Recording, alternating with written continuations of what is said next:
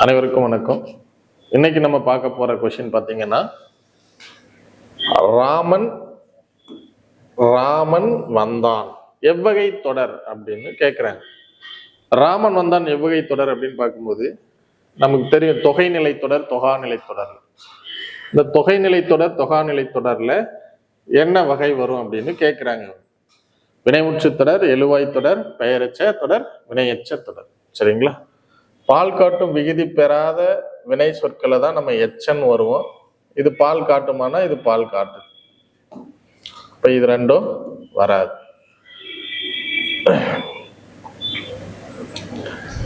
பால் காட்டும் வினைமுற்று தொடர் அப்படின்னா இந்த தொடரினுடைய முதல்ல வினை முற்று இருக்கணும். ஆனா இங்க என்ன இருக்கு பாருங்க, பெயர் சொல் இருக்கு. பெயர் சொல் இருக்கு.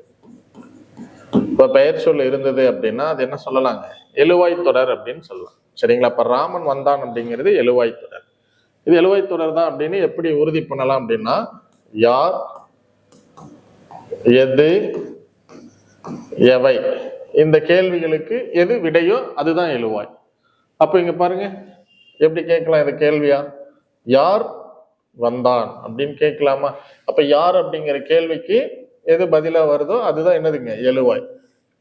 அப்ப எழுவாயை வச்சு இந்த தொடர் அமைஞ்சிருக்கிறதுனால இது என்ன தொடருங்க, எழுவாய் தொடருங்க.